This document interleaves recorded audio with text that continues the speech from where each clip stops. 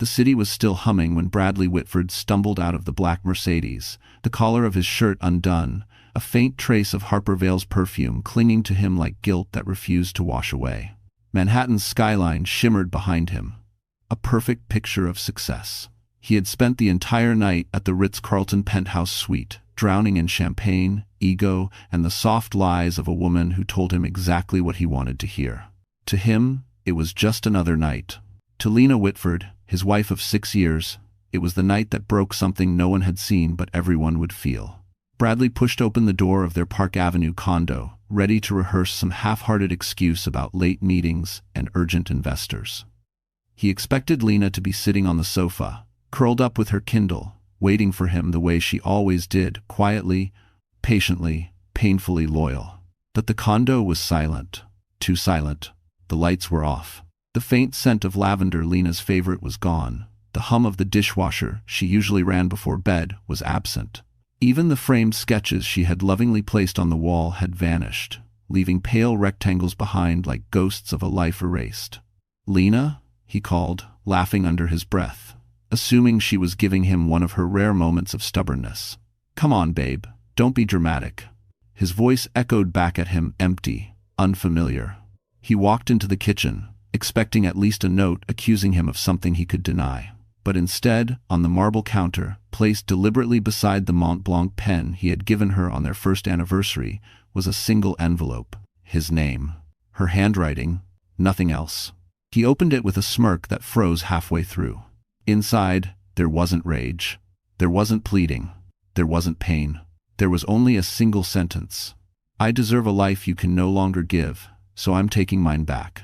Bradley's throat tightened as the room began to tilt. He rushed through the condo, the closet, empty, her desk drawers, bare, her MacBook, gone. Even the small cactus she kept by the window was missing. Lena Whitford had vanished. Not like a wounded woman, but like someone who had already planned her escape long before he realized she needed one. For the first time in years, Bradley felt something that clawed through his chest and stole the air from his lungs. Fear. Real fear. Because Lena wasn't supposed to leave. She wasn't supposed to disappear.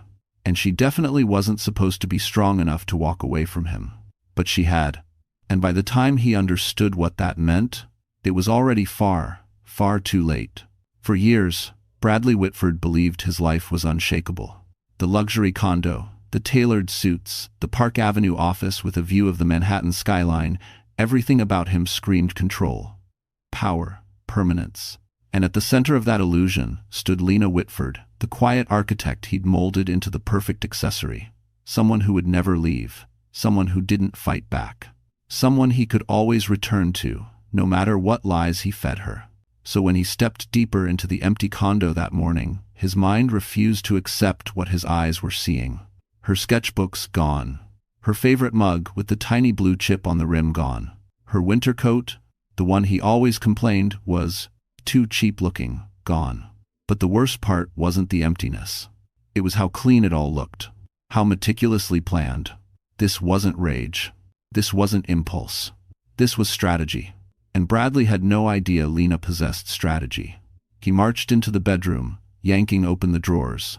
Empty. He checked the bathroom cabinets. Empty. Even the shelf where she kept her worn copy of Women Who Run with the Wolves had been wiped clean. She wouldn't, he muttered.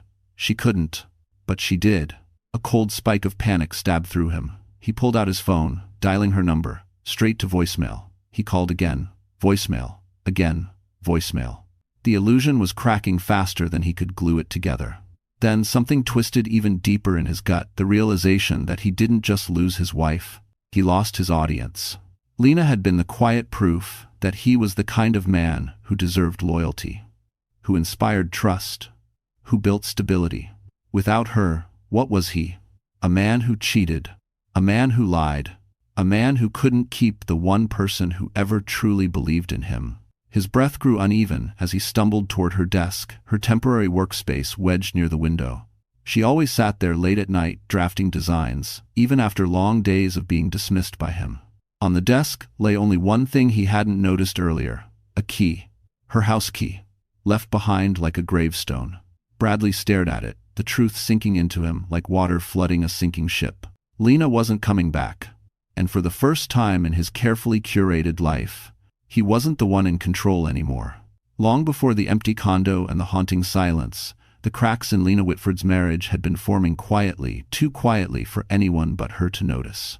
The world saw Bradley Whitford as a polished success story, the kind of man who shook hands on Wall Street and sealed deals with a Mont Blanc pen. But behind closed doors, the polished veneer was thinner than glass. It began subtly. The small dismissals. The quiet insults disguised as jokes. The way he'd look at her sketches and say, "Cute." But real architects don't design like that. Lena swallowed every comment, every sigh, every moment of belittlement because she believed marriage required patience, that love meant endurance, and that eventually he would see her. But he never did. The more successful Bradley became at Whitford and Cole Developments, the more invisible she became. He'd breeze through the door at midnight, tossing his jacket on the chair, muttering about idiot employees while never asking how her day was. When she tried to talk about a potential job opportunity, he didn't even lift his eyes from his MacBook. "Why bother?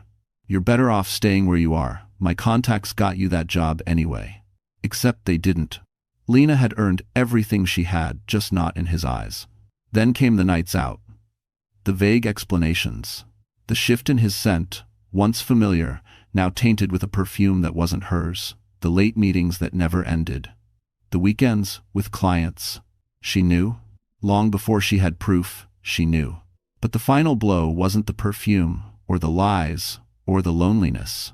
It happened at a corporate event 3 months before she left him. Lena had shown Bradley a small model she'd been working on for weeks, a redesigned concept for a community center in Brooklyn. Her eyes shone with hope as she waited for him to say something, anything, that acknowledged her talent. Bradley glanced at it for 3 seconds before laughing softly. "This, Lena, sweetheart, this is amateur work. You want to embarrass me by showing this to my partners?" His words were a knife, clean, precise, delivered without hesitation. That night, Lena cried quietly in the bathroom, muffling her sobs behind a towel because she didn't want him to hear her break. But something shifted inside her. A seed. A silent realization. She wasn't living. She was surviving. And survivors, eventually, stop being afraid. The rain had just begun when Lena Whitford stepped out of the taxi, clutching a single duffel bag, the only thing she managed to take before Bradley returned home. Brooklyn Heights was quieter than Manhattan, calmer, wrapped in a kind of stillness she hadn't felt in years. Yet her hands trembled as she approached the brownstone door, unsure if she was doing the right thing. It had been 3 years since she last spoke to Cole Maddox. They were never close. Not friends, not colleagues, just 2 people whose paths had crossed once briefly when she had applied for an internship at Maddox Architects. She didn't get it. She wasn't qualified then. But she remembered how kind he had been during the interview, how he reviewed her portfolio with a seriousness Bradley never had. And now, out of all the people in this city, his name was the only one she could think of when she needed a place to breathe. She texted him earlier that morning, her message hesitant, apologetic. "Cole, it's Lena Whitford. I know this is unexpected, but I need somewhere safe just for a night." She expected silence. Hours of silence. But he replied in less than 5 minutes. "Come, I'm here." Now, standing at his doorstep, soaked from the drizzle, Lena wondered if she'd made a mistake. She wasn't strong enough to face questions. She wasn't ready to explain why her marriage had shattered or why she fled her own home like a stranger. Before she could turn away, the door opened. Cole Maddox stood there, taller than she remembered, sleeves rolled up, the soft glow of warm lighting behind him. His expression shifted the moment he saw her, shock first, then concern, then something deeper. Something protective. "Lena," his voice softened. "What happened to you?" The question broke something inside her. She opened her mouth, but no sound came out. All the pain she had swallowed for years rose at once, and her knees nearly gave out. Cole stepped forward, steadying her without hesitation.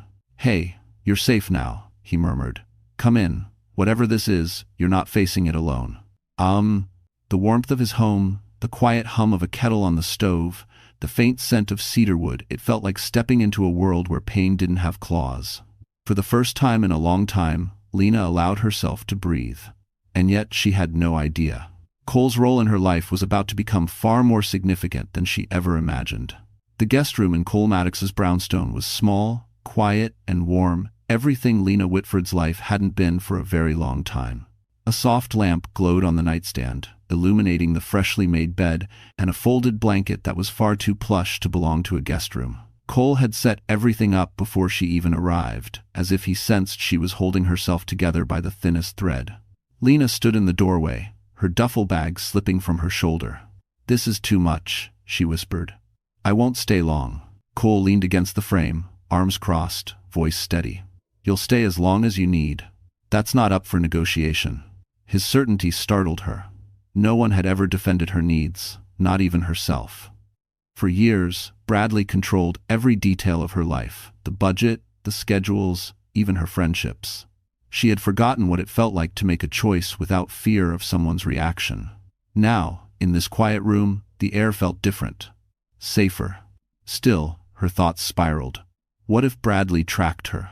What if he used the company's security team to find her? What if this caused trouble for Cole? As if sensing her panic, Cole spoke gently. "Lena, you're not doing anything wrong. Leaving him wasn't wrong. Wanting peace isn't wrong." Peace. A word she hadn't tasted in years. She sat on the edge of the bed, fingers twisting the blanket. "I don't know who I am without him," she admitted. "I know that sounds pathetic." "It sounds human," Cole replied. "And it also sounds like someone who's about to rebuild everything she lost." His confidence in her felt foreign, uncomfortable, comforting, all at once. He nodded toward the desk in the corner of the room, where he had placed a small stack of sketch paper and pencils, tools she hadn't touched since Bradley mocked her last design. "I remember your portfolio," Cole said quietly. "You had vision. Someone just convinced you it wasn't worth anything." Lena's throat tightened. No one, not a friend, not a colleague, not even Bradley, had ever spoken about her work with such certainty. "You should rest," Cole added. "Tomorrow will be heavy." She didn't know what tomorrow meant, freedom or fallout, but for the first time, she wasn't facing it alone. She lay back, staring at the ceiling as rain tapped against the window. She wasn't safe yet. She wasn't healed yet. She wasn't strong yet, but she was somewhere Bradley couldn't reach. And that alone was enough to ignite the first spark of something she thought she'd lost forever. Hope. Bradley Whitford stood in the middle of the empty condo, pulse hammering as the early morning light crept across the hardwood floor. The silence wasn't peaceful, it was mocking, suffocating, loud in a way that made his ears ring. He dialed Lena's number again. Straight to voicemail. His jaw clenched. She wasn't supposed to leave. She wasn't capable of leaving. That was the story he'd told himself for years. But now her absence was a gaping hole he didn't know how to fill or hide. He stormed into his office, grabbing his laptop and logging into the home security app. The password failed. He tried again. Failed. Again. Failed. Password changed. By her. A bitter laugh escaped him. Cute, Lena. Real cute. But the knot in his stomach tightened. Bradley wasn't worried about her safety. He was worried about something far more dangerous, how this would look. At Whitford and Cole Developments, image was everything. He had spent years constructing the persona of a stable, devoted family man to balance out his ruthless corporate reputation. A disappearing wife? That wasn't part of the brand. And if Harper Vale found out, she already pushed him to ditch the dead weight. She'd smell weakness instantly. He scrolled through his contacts, calling one of his assistants. "Evan, I need you to check something." "Has Lena used the emergency credit card?" "No activity, sir," Evan replied. "Actually, she removed herself from the shared account this morning." Removed herself. Bradley lowered the phone slowly, the words sinking in like stones. Lena had never made a financial decision without asking him first. Never. And now she was cutting ties piece by piece, cleanly, intelligently. Something she'd never done before. Unless she'd been planning this longer than he realized. A sharp, unfamiliar panic clawed at him. He opened his email, searching for anything, any clue, any mistake, any sign of where she'd go. Instead, he found something else. A message from HR. "Regarding the internal complaint filed against you, please confirm receipt." He froze. Complaint? Filed by who? Not Lena. She wouldn't. But someone knew something. Someone inside the company had taken action. His throat constricted as he clicked the attachment, heart pounding. Just before it opened, his phone buzzed. A text from an unknown number. You should worry less about where she went and more about what she knows.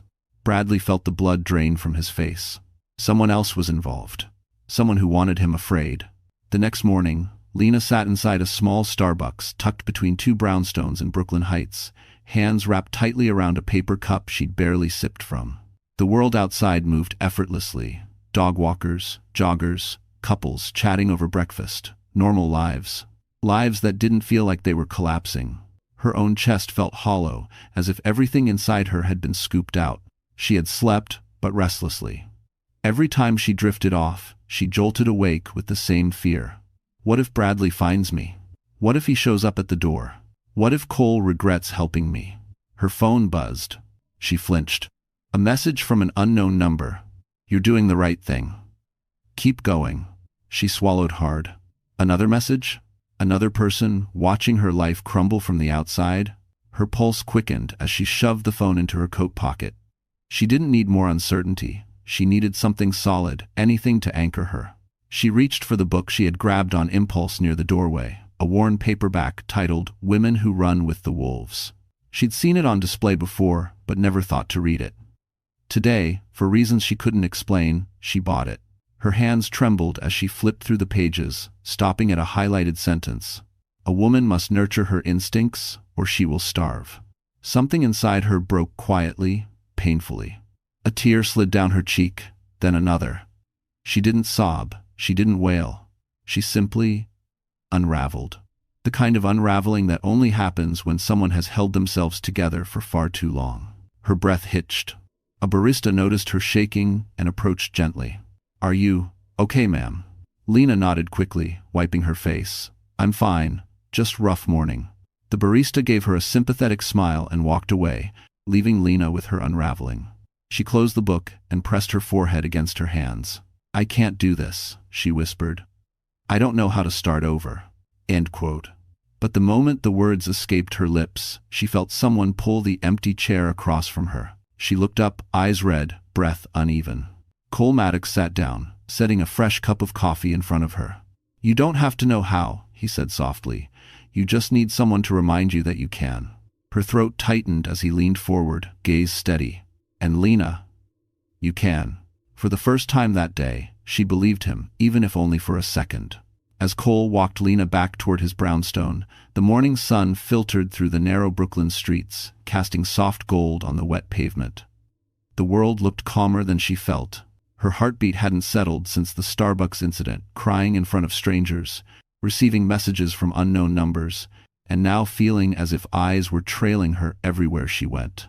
Cole kept a careful distance, close enough to steady her if she faltered but far enough to not overwhelm her. She appreciated that more than she could explain. You didn't have to leave work for me, she murmured. I didn't, he replied. I was already out. And I check in on people I care about. The word care made her chest tighten. No one had cared about her needs, not genuinely, for years.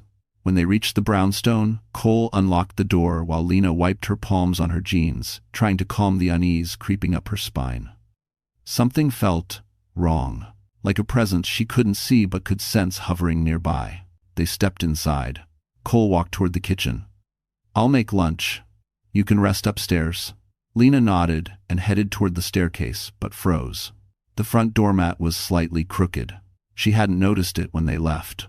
Cole was meticulous. He wouldn't leave it like that. Someone had moved it. Her breath caught. Cole? She called softly. He poked his head out. Yeah? Did you move the doormat? He frowned. No. Why? Before she could answer, a faint clicking sound echoed from downstairs, a soft metallic tap, like someone testing a lock or stepping on something they shouldn't. Cole's expression shifted instantly. Get behind me, he said quietly. He moved with controlled precision, checking the hallway, then the living room. Lena stayed in the entryway, pulse racing. Then Cole stepped back into sight, jaw tight. Someone was here. Her stomach dropped. Bradley? I don't know. But someone unlocked the downstairs maintenance entrance. It wasn't forced. His voice lowered. Which means they had access. Lena's throat tightened. Bradley had people, connections, keys made without her knowledge. Why would he? To scare you, Cole said. Control you. Her knees weakened.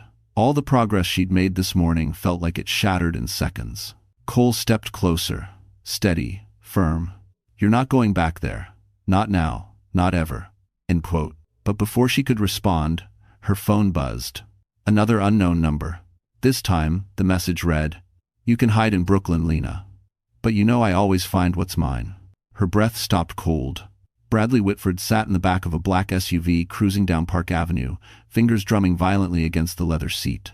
His hair was disheveled, tie loosened, eyes burning with a fury he hadn't felt in years. The text he'd sent Lena, "You know I always find what's mine," should have restored his sense of control. It didn't. If anything, the silence that followed made him even more unhinged. "She thinks she can just disappear," he muttered. "After everything I've given her?" Evan, his assistant in the passenger seat, glanced nervously at him.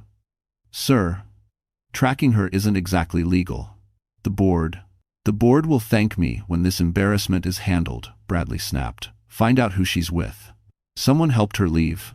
He wasn't wrong. He just didn't realize how close he already was to the truth. Meanwhile, in Brooklyn, Lena sat on the edge of Cole's couch, gripping the phone so tightly her knuckles whitened. The message replayed in her mind on a loop, each word digging deeper into her skin. Mine. His favorite word. His favorite weapon. Cole paced in front of her, jaw clenched so hard she could see the muscle ticking beneath the skin. "He's escalating," Cole said. "This isn't just anger. This is obsession." Lena swallowed hard. "He never cared this much when I was home." "Because he wasn't losing anything," Cole replied. "Control is the only thing that mattered to him." He knelt in front of her, then not close, but close enough for her to feel grounded. "Lena, you need to understand something. Men like Bradley don't chase love, they chase ownership." Her eyes burned, but she refused to cry again. Not in front of Cole. Not after everything he'd already done for her. "What do I do?" she whispered. "You stay here," Cole said, "and you let me help you, fully, not halfway." She looked away. "I don't want to drag you into this." "You didn't drag me." His voice softened. "I stepped in." Before she could respond, Cole's phone buzzed. He stood and checked the screen only for his expression to darken. "It's a security alert from my office," he said quietly. "Someone tried accessing the building using a forged ID." Lena's breath caught. "Bradley?" Cole didn't answer. He didn't need to, because the message that popped up seconds later on Lena's phone said everything. "If you won't come home, I'll come get you myself." Her blood ran cold. By the time Bradley stormed into the lobby of Whitford and Cole Developments, the entire building felt wrong. People weren't greeting him. Conversations hushed when he passed. Eyes darted away. Bradley was used to admiration, fear, respect, never avoidance. He jabbed the elevator button. "What the hell is going on today?" Evan hurried after him, sweating. "Sir, there's an issue." "There's always an issue," Bradley snapped. "Spit it out." But Evan didn't get the chance. The elevator doors slid open, revealing 3 board members standing inside, stern, silent, their expressions carved from stone. "Bradley," Mr. Thompson said coldly, "we need to speak, now." "If a chain." Bradley stepped in, forcing a smirk. "Is this about the false HR complaint?" "I'll handle it." But no one laughed. No one corrected him. The ride to the 42nd floor felt suffocating. Inside the executive conference room, a stack of documents lay on the table. Thompson slid them toward him. "We received an anonymous packet," he said. "It contains financial irregularities, signed under your authority." Bradley stiffened. "I don't sign anything without reviewing." "That's the problem," Thompson cut in. "We think you did." Evan's voice cracked. "Sir, they've contacted the auditors." Bradley's pulse slammed in his ears. Someone was framing him. And they had enough material to make it look convincing. But who? He had only a few enemies. But only one with motive enough to destroy him completely. "Lena," he muttered. "She wouldn't." No, she couldn't. She didn't know enough about the company. She barely understood the politics. His ex-wife wasn't capable of this level of attack. But Harper? Harper Vale knew everything because he told her everything. Yet Harper lacked one thing. Access to senior documents. A horrifying realization rippled through him. Someone else was helping her. Someone with power. Someone with reach. Someone who wanted him out? The room felt like it was shrinking. "This is ridiculous," he barked. "I built this company, ISMA. Which is why this hurts us more than you understand," Thompson replied. "You're suspended effective immediately." "Suspended?" Bradley slammed his hands on the table. "Because of anonymous claims?" Thompson's expression hardened. "Because the evidence didn't come from outside, it came from inside the company's private server." Bradley froze. Someone had breached his office. His files, his world. The board stood, leaving him alone in the cold conference room. His phone buzzed. New message. "Losing control, Bradley? Good, we're just getting started." His hands trembled. The rain had stopped by the time Lena returned to the guest room that afternoon, but her thoughts were still scattered and trembling. She sat at the desk, Cole prepared for her clean surface, fresh sketch paper, sharpened pencils, but her hands wouldn't move. Drawing used to be her refuge. Now, it felt like a place she no longer had permission to enter. She stared at the blank page, trying to steady her breath, when Cole knocked softly on the door. "Can I come in?" She nodded. He stepped inside, holding a folder, worn at the edges, but carefully handled. He placed it gently on the desk in front of her. "I need to show you something," he said. Lena raised an eyebrow. "What is it?" Cole hesitated, not out of uncertainty, but out of respect. Then, he opened the folder. Inside were printed sketches. Her sketches. Specifically, the community center model she'd poured her soul into 3 months earlier. The one Bradley laughed at, the one he called embarrassing, the one she buried because his voice was louder than her own. She blinked. How do you have this?" "You applied for an apprenticeship here 5 years ago," he said quietly. "I had your portfolio on file. I kept it because it stood out." Her heartbeat stumbled. "Stood out?" "Cole, that model wasn't even finished." "That's not what I saw." His voice softened. "I saw a mind that thinks differently. A designer who leads with empathy, not ego. And someone who deserved much more than the life she was trapped in." Her eyes burned. She looked down at the sketches paper she once considered not good enough, now preserved by a man who saw value in it before she ever did. Cole continued, "We're starting a new project. A real one. One that needs exactly this kind of vision." He tapped the drawing. "I want you on the team. And off to have." Lena shook her head immediately. "I can't. I'm a mess. Bradley could show up any minute. I don't have experience. I don't even have a job."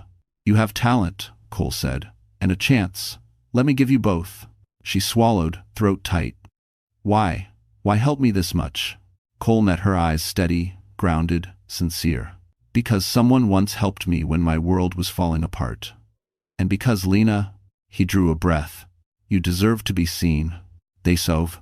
Before she could answer, Cole's phone buzzed loudly. He checked the screen, then cursed under his breath. "It's your husband," he said. "He's already in Brooklyn." Lena's blood ran cold. By the time Cole pulled Lena away from the desk, the late afternoon light had dimmed to a cool gray. The brownstone felt smaller, tighter, as if the walls sensed the tension closing in on them. Lena followed Cole down the stairs, her breath thin and uneven. "Are you sure it's him?" she whispered. Cole nodded grimly. A security alert flagged his vehicle in the neighborhood. "He's circling the block." Fear crawled up her spine. Bradley knew Brooklyn Heights well too well. He'd once insisted they consider buying a townhouse here, though Lena now understood the real reason. He liked knowing every corner of her world. Cole stopped near the front window, careful to stay hidden behind the curtain. He peered out, jaw tightening. He's on the corner. Black coat, phone in hand. He's waiting. And Fortman? Waiting. Not searching. Not calling. Waiting because he expected her panic to lead her straight back to him. Lena's stomach twisted. "He's trying to smoke me out." Cole turned to her, expression protective. "You're not going anywhere near him." She wrapped her arms around herself. "He looks calm. That's worse than angry." Cole didn't disagree. Bradley's anger was predictable. Bradley's calm was lethal. Lena stepped back from the window, unable to look any longer. Memories flashed in harsh fragments, the raised voice behind closed doors, the quiet disapproval at dinner parties, the humiliation that always came wrapped in soft tones. She whispered, "He's not here because he loves me. He's here because he thinks he lost his property." Cole's gaze softened, but his voice stayed firm. "He doesn't own you. He never did." Before she could respond, a loud buzz shattered the air. The doorbell. Lena's heart seized. How did he get to the door so fast? He didn't, Cole said, checking the peephole. It's a delivery guy. But something was off. The delivery worker kept glancing around, shifting from foot to foot, as if someone had given him instructions he didn't fully understand. Did you order anything? Cole asked. No. Cole opened the door cautiously. The courier thrust a small envelope at him. For Lena Whitford, he said quickly, without meeting Cole's eyes. Cole took it. Who sent? But the man was already hurrying down the steps, practically fleeing. Lena's hands shook as she tore open the envelope. Inside was a single photo. Her. At Starbucks. Taken that morning. On the back, in Bradley's handwriting, I told you I always find what's mine. The room spun. Cole caught her before her knees buckled. Lena sat frozen on the couch, the photograph trembling in her hands. Her own face stared back at her, wide-eyed, exhausted, vulnerable. The Starbucks window behind her reflected a world she no longer felt safe in. She hadn't even noticed anyone taking the picture. That detail alone sent a cold shiver down her spine. Bradley had been closer than she thought. Close enough to watch. Close enough to record. Close enough to remind her that he still believed she was within his reach. Cole knelt beside her, gently removing the photo from her grasp before it tore. Lena, look at me.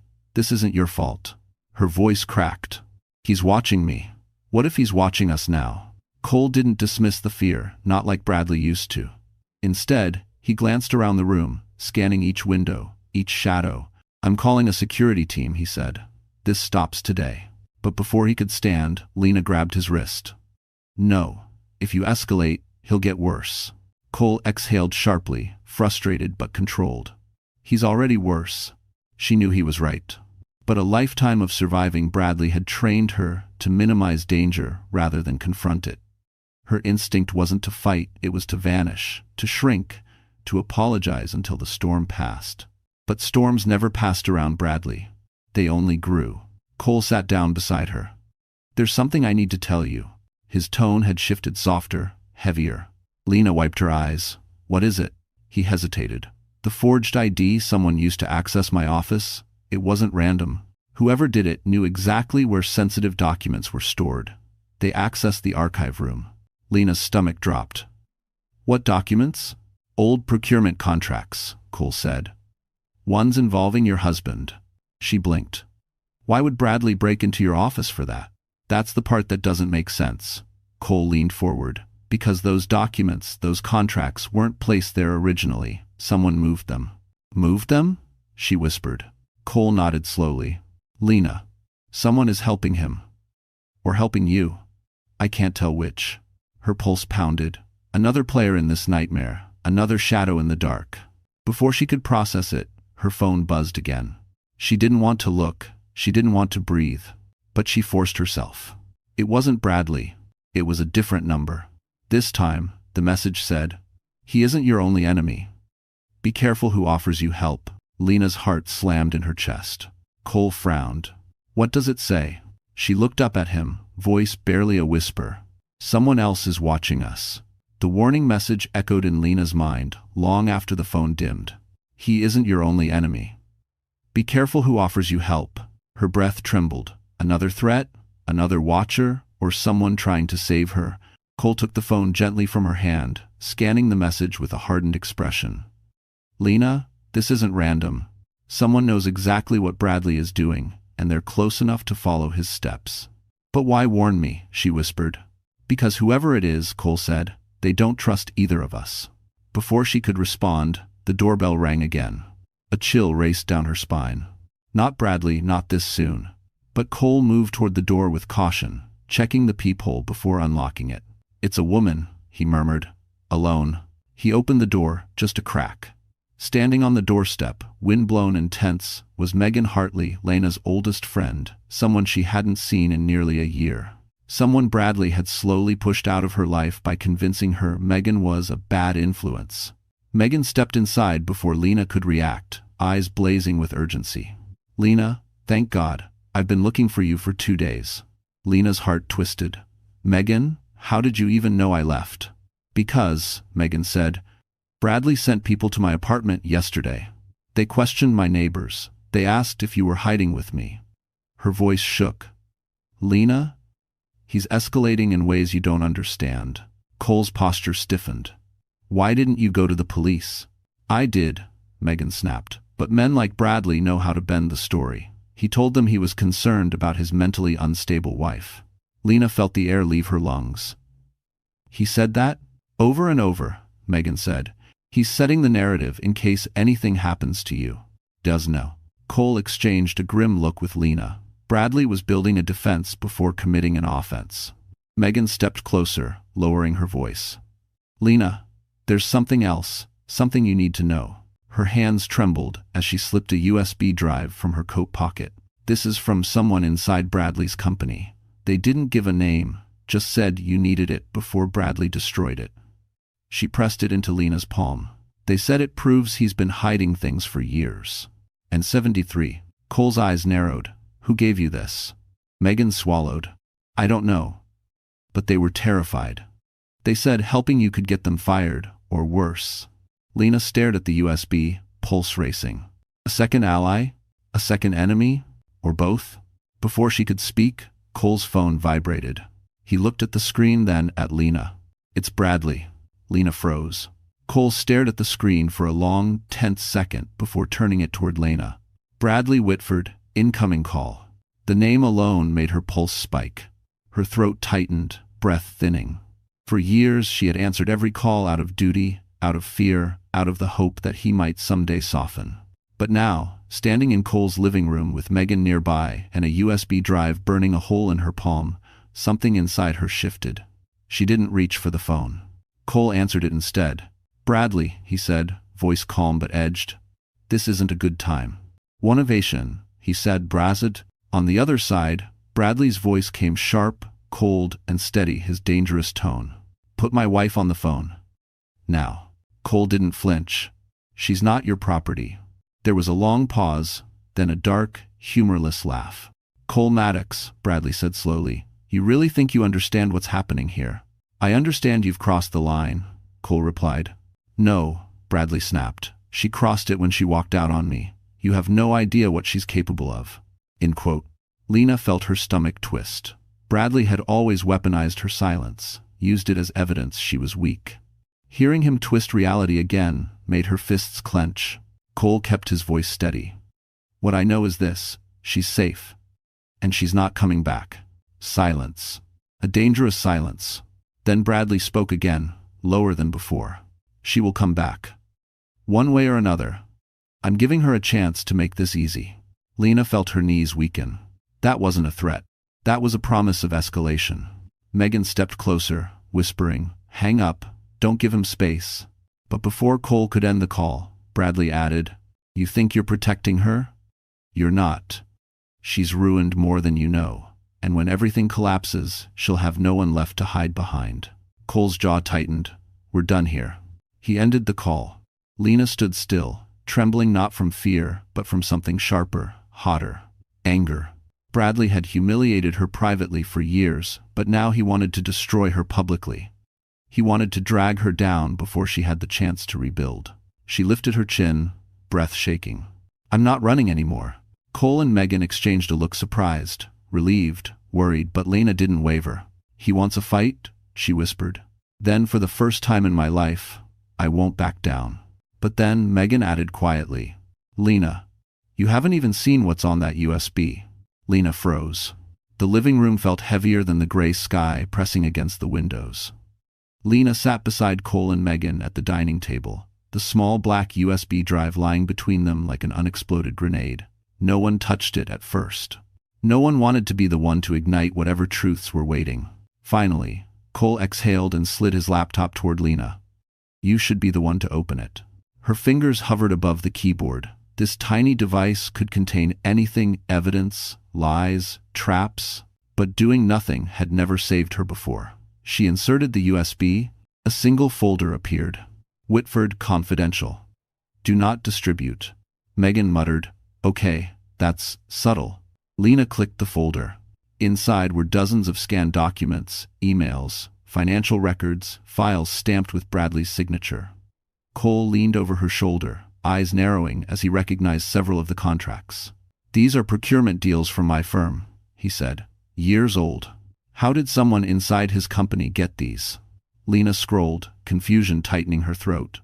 "What did they show?" Cole's expression darkened. "That your husband forged my firm's approval on multiple projects. He used Maddox Architects as a cover to inflate invoices and pocket the difference." Lena felt the blood drain from her face. "He stole from you?" "He stole from the city," Cole corrected. "These contracts were for public development." "Thanks for watching." The weight of the revelation settled like ice in her bones. Bradley hadn't just hurt her. He had committed crimes, serious ones. Megan tapped one of the files. "Look at the dates. These aren't random. Whoever gave you this, they picked the ones that hit hardest." Cole nodded slowly. "And they chose you to expose them.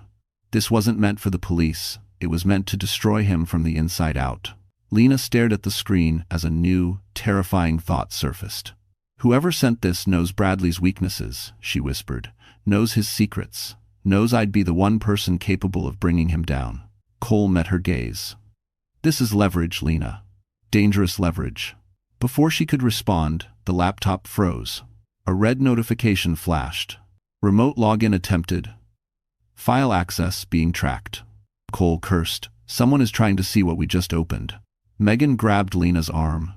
"We need to disconnect it. To scare." But before Cole could shut the laptop, a message appeared on the screen as if typed in real time. "Stop digging, Lena.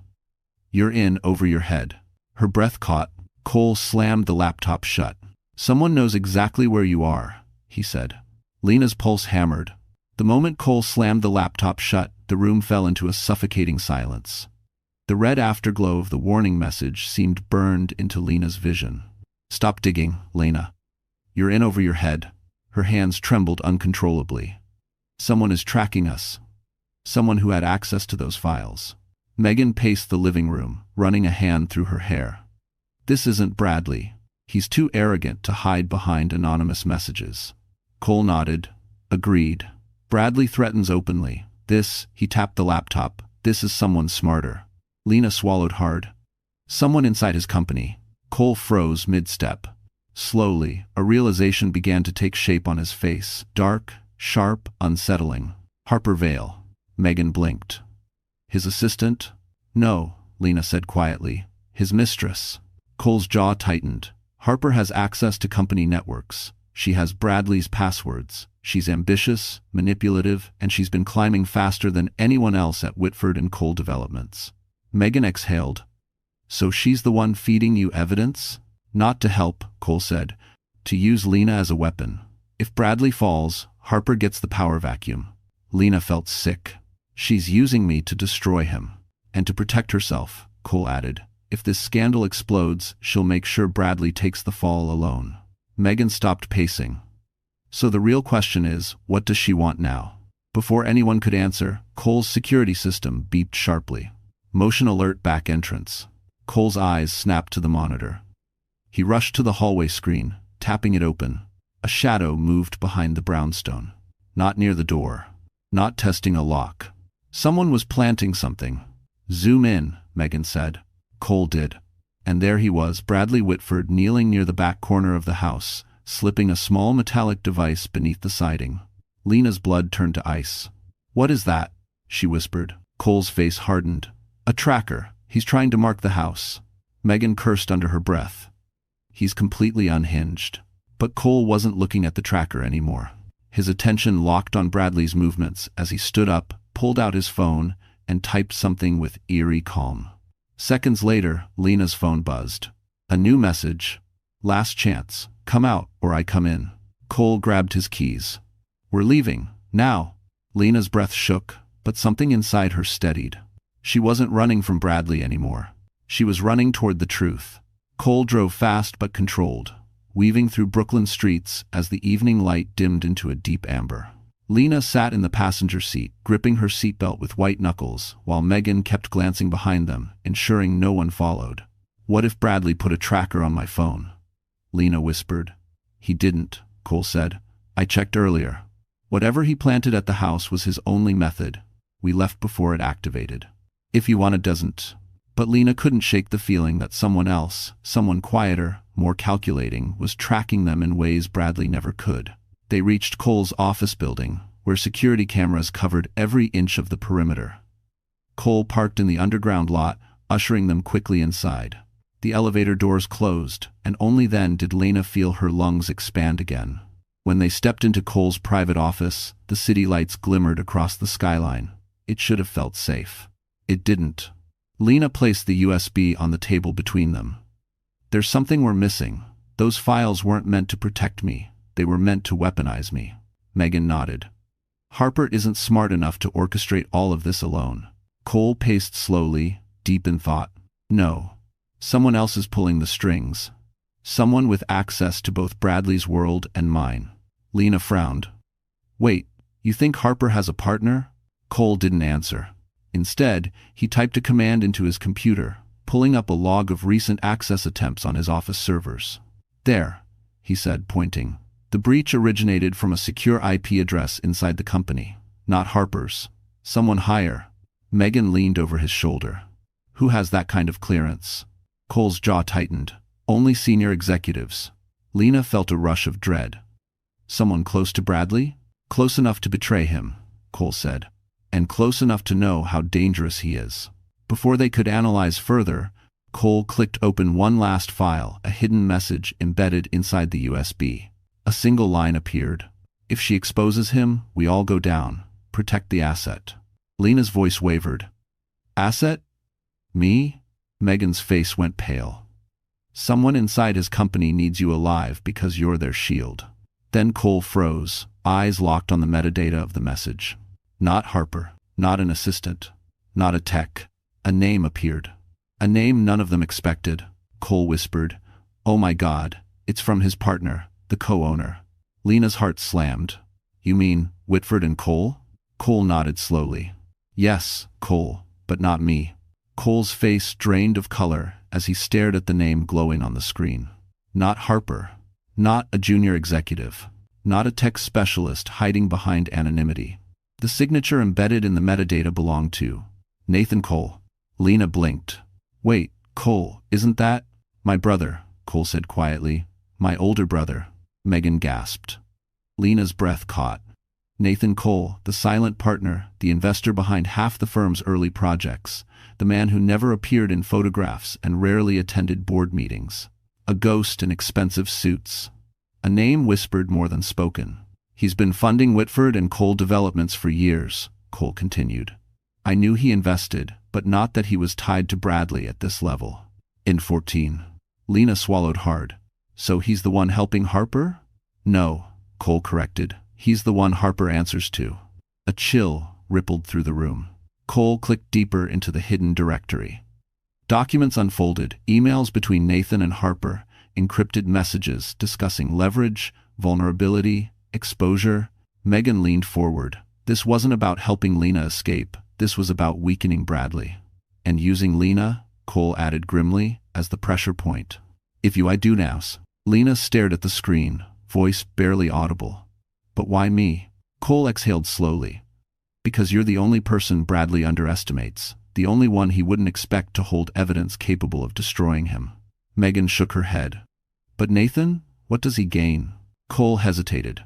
"Control. Full control of the development empire. If Bradley falls, Nathan becomes the sole power behind the company."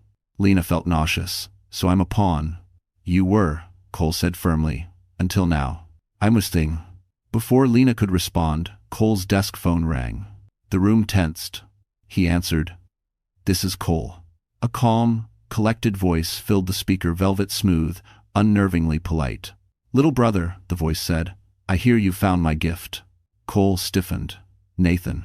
Lena felt ice crawl beneath her skin. Nathan continued, tone disturbingly gentle. "Don't misunderstand. I never intended harm to come to Lena. She's simply efficient. Leverage." Cole clenched his jaw. "Leave her out of your games." "That would require Bradley to behave," Nathan replied.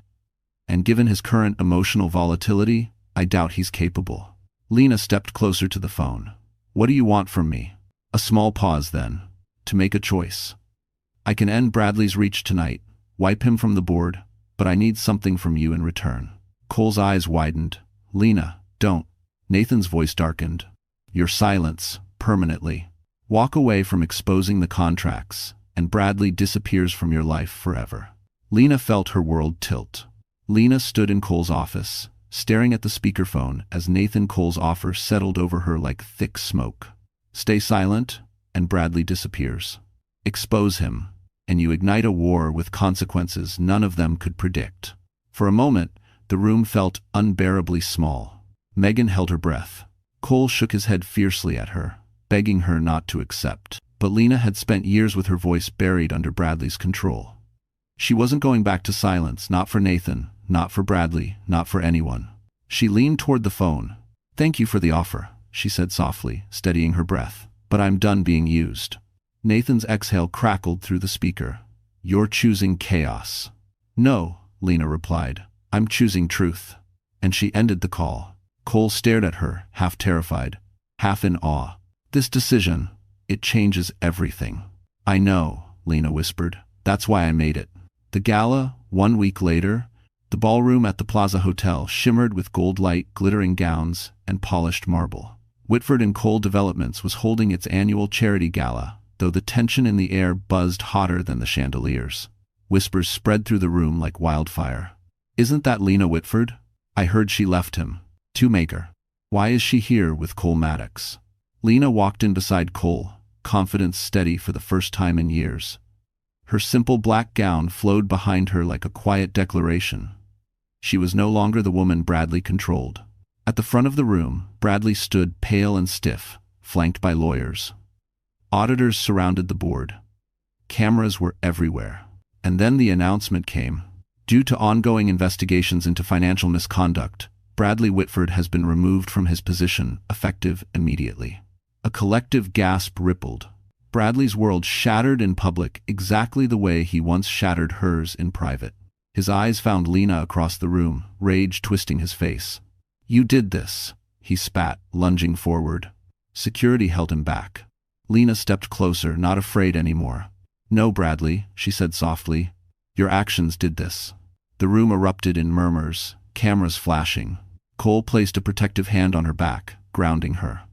Megan stood nearby, proud and steady. For the first time in her life, Lena felt the weight lift like stepping into clear air after years underwater. Justice wasn't loud. Justice wasn't cruel. Justice was simply balanced. Later that night, on the terrace overlooking Manhattan's skyline, Cole turned to her. "You changed everything," he said. She smiled, tears soft and warm. "No. I just stopped letting everything change me." Cole hesitated, then offered his hand not as a savior, but as an equal. "Lena, would you let me be part of your new beginning?" She took his hand. "Yes." And just like that, our story comes to a close. If you're still here with us right now, my friend, then something in Lena's journey must have touched your heart in its own quiet way. Maybe it reminded you of your own strength. Maybe it whispered a truth you needed to hear. Or maybe, just maybe, it showed you that no matter how dark a season feels, you are never truly stuck. The Stoics said, "The obstacle is the way." And Lena lived that truth. She didn't escape her pain, she transformed through it. Marcus Aurelius reminds us, "You have power over your mind, not outside events." Healing begins the moment we claim that power back. When Lena chose courage instead of fear, truth instead of silence, she stepped into a life that finally belonged to her. And maybe that's your reminder tonight. You are allowed to start again. You are allowed to choose yourself. You are allowed to walk away from what tries to break you. If this story reached you, if it made you feel seen, or stronger, or simply less alone, go ahead and like this video. Share it with someone who might need it, and subscribe so you don't miss the next journey we walk together. We're here with you, always. This story is a work of fiction created solely for entertainment and emotional reflection. All characters, events, and situations are fictional and not based on real individuals or real-world incidents. Any resemblance to actual people or events is purely coincidental. The narrative is designed to explore themes of resilience, personal growth, and emotional healing, and should not be interpreted as factual reporting or real-life testimony. Our intention is to inspire viewers through storytelling, not to present real allegations or depict actual misconduct. Please remember that the lessons shared here are symbolic, meant to encourage strength and self-worth in a general sense. Thank you for watching and supporting this channel. Your understanding helps us continue creating meaningful fictional stories that resonate with audiences around the world.